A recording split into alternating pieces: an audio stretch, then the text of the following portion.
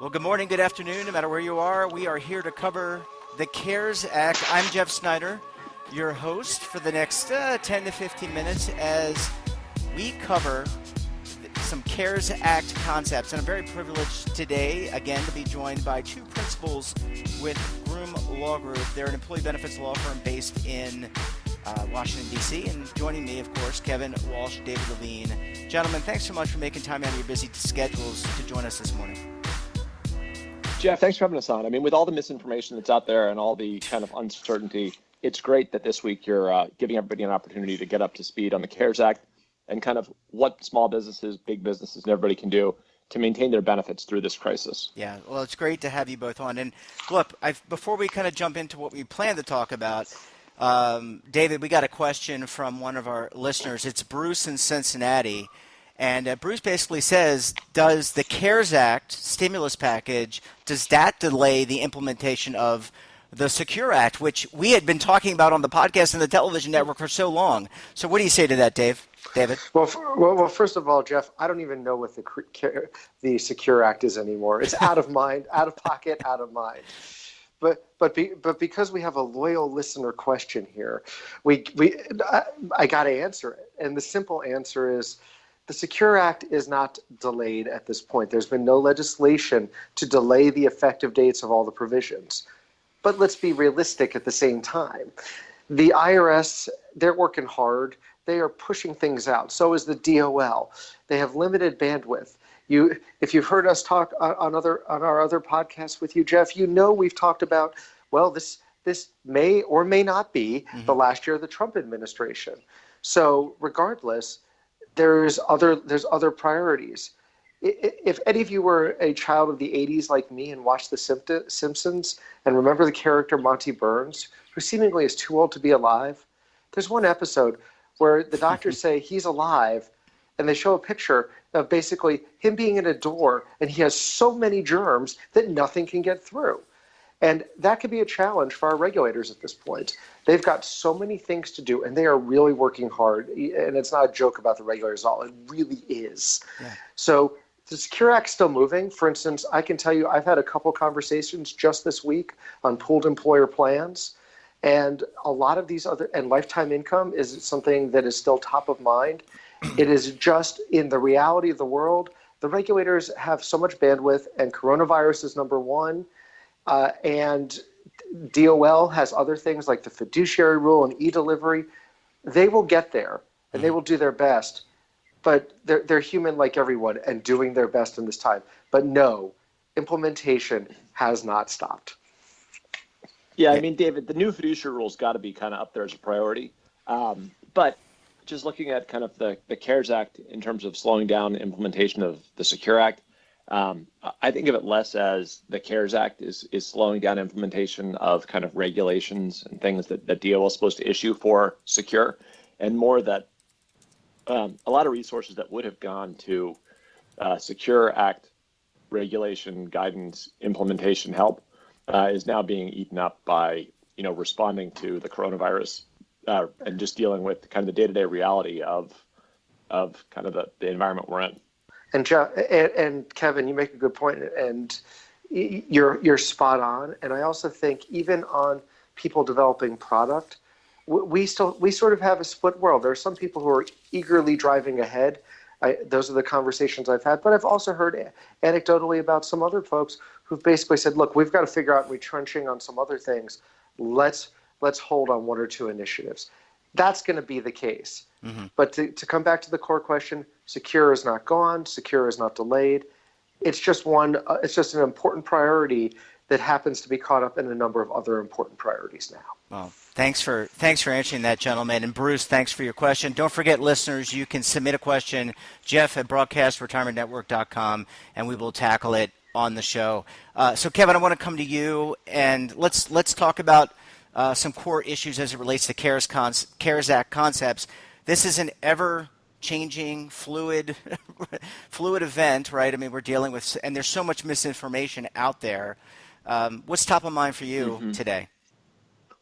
So there's been a lot of focus on small employers and kind of what's available for small employers in terms of helping them make payroll. but there's been a whole lot less of a conversation about what's available for big employers. So today, I thought I'd just go over a little bit some of the programs that the CARES Act created that can really help large employers maintain payroll. And kind of the big one here is there's an employee retention tax credit for employers. And it's applicable to employers who are subject to a closure or partial closure by order of governmental authority due to COVID-19, or that had a decline of at least 50% of gross receipts when compared to the same quarter in the prior year. So essentially it applies to employers who have business down by 50% or who have offices that are closed or facilities that are closed. And what it provides is it provides refundable credits against the employer portion of Social Security taxes up to $5,000 per employee. So essentially employers are reimbursed for the credit by reducing their required payroll tax deposits that are withheld against employee wages. And then the credit's based on qualified wages. And I'm going to focus on the above 500. But if you've got kind of over 100 employees, so more than 500 and also over 100 employees, then qualified wages are wages that are paid to individuals who are unable to work or you're unable to have work due to your either 50% decline in revenue or due to kind of the government orders closing them. So if you have people on payroll who are unable to work, you can get up to $5,000 per employee. And this is kind of a big deal because if you've got a lot of employees, $5,000 per employee can go a long way, particularly if you want to keep people on because you're not sure how long this crisis is going to last. I mean, going into this, the unemployment rate was very low. So if we do have a V-shaped recovery, there's a chance that we could have a hot jobs market on the other side. The longer this drags on, I mean, the less likely that is, but keeping employees on anyway could be a good thing to do. And then, go on, Jeff. Well, I was gonna ask a question just to clarify. I think that's great because we need to we focused yesterday on the SBA and the small businesses, very important. These large employers are very important. I was going to ask you, does this include like things like the airline industry, which has been hit hard? We're all not traveling. You guys who travel extensively are working remotely from your bunkers. Are they included? Are there certain industries that are segmented out, for example, that are not part of this? So this doesn't carve out any industries in particular. So if you're an airline and you have a decline of at least 50% of your gross receipts, it would look like you'd be eligible for this. Okay. Now, the airlines themselves have other relief provisions in the CARES Act, so they're eligible for certain loans that non-airlines are not eligible for.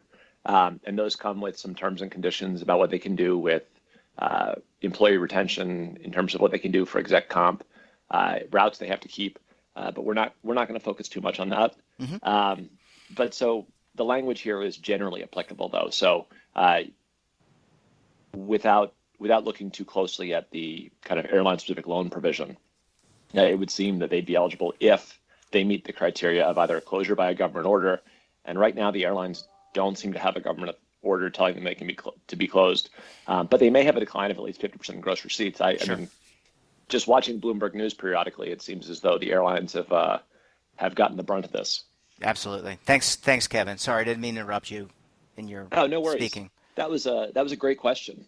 And then the other provision for big employers really is the CARES Act allows them to defer payment of the employer portion of Social Security taxes from basically March 27, 2020.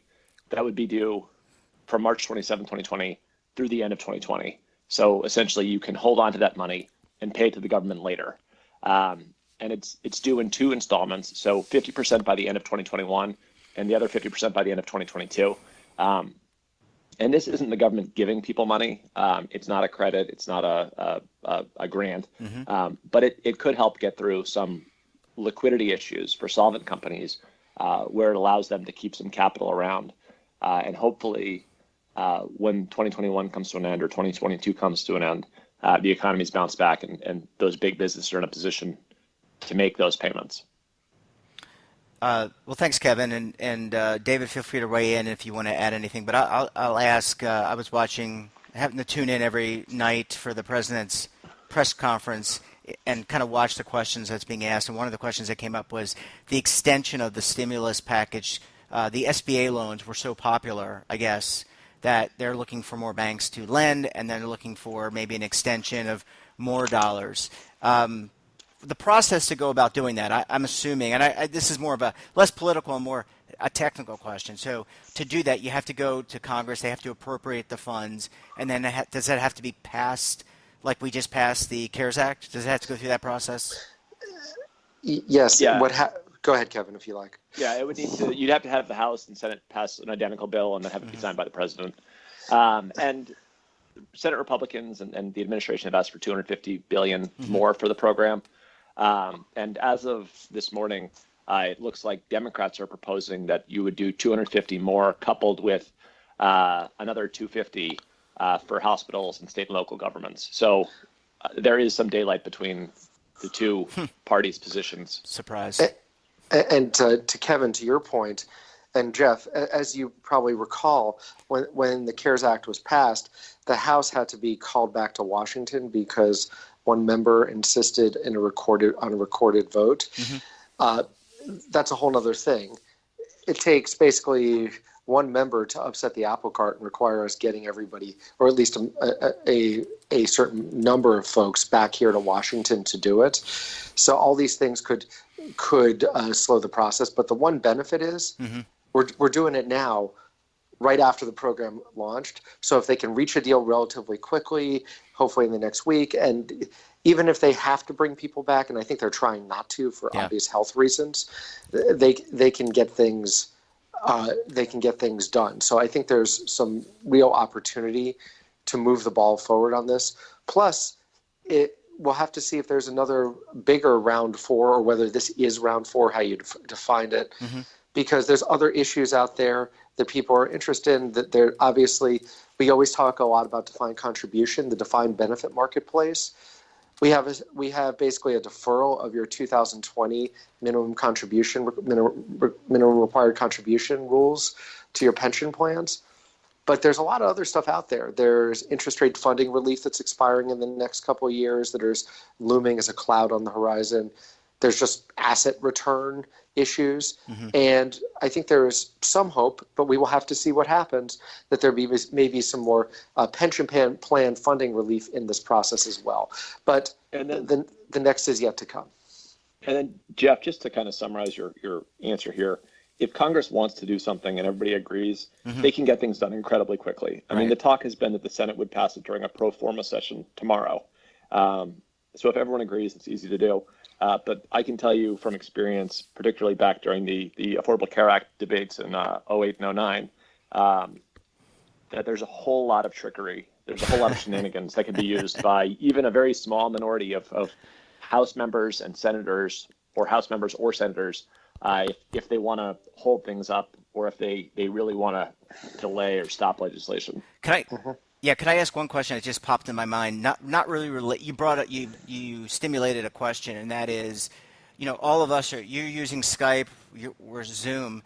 Is there some level of House rule or Senate rule that prevents the ability to, instead of being that member wanted to have a floor vote, couldn't you do a virtual floor vote using, in extenuating circumstances like this, using Zoom or some other maybe secure technology? So David, I'm going to take this one. I know you love this one, Kevin. Go ahead. So, well, so it's an incredibly thorny legal question, and I don't think there's a clear answer to it yet. I've seen kind of bandied around that you would need to get the other chamber's consent because it could be viewed as having a second meeting place. I've also seen people say that a virtual meeting, so long as it's chaired from the floor of the chamber, would be a single meeting place. But in a crisis, maybe they'll figure out a way to do it. Maybe they'll do it. Maybe no one will challenge it. But I've seen kind of rumblings around the edges that there's some legal vulnerabilities to taking action that way, and that legislation passed that way could have. We could be headed to the Supreme Court at that point. And to Kevin's point, that raises a great discussion item that gets us really into a wonky land. We've had all these decisions about the Wisconsin primary, delaying the vote, not. The decisions about gerrymandering. This would drive us down that alley of where the courts feel comfortable getting involved and where they don't. So that's a whole other discussion for another day. But Jeff, one last note I'll add for round 4 if we have it. Right now, there's a lot of talk about furloughs. that is going on. I know in our practices, Kevin and I have a lot of clients where they're saying, well, we're going to furlough people, keep them on benefits. And one of the questions that comes up a lot right now is, okay, you furlough someone, can they get unemployment insurance? In some places, yes. In some cases, yes. But we're going to keep giving them benefits, but their salary goes down. What about their medical plan elections? I wouldn't be surprised if we have a round 4, although there's no guarantees, that we maybe have some more health benefit continuation language, kind of COBRA-like items. But we'll have to see what comes out, because there's talk about that. David, aren't we doing phase 4 on Friday? I mean, let's not give away too much content today. Oh yeah.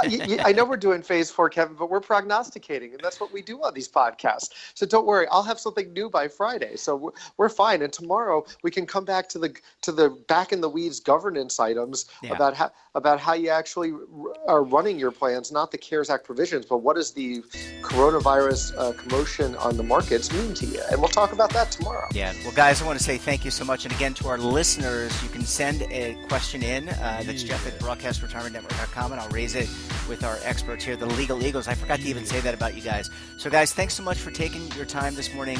Have a great rest of the day, and we'll check in with you again tomorrow. Thanks for having us on. Bye, guys. Bye, Jeff. Thank you, Jeff. Bye, everybody. Bye-bye.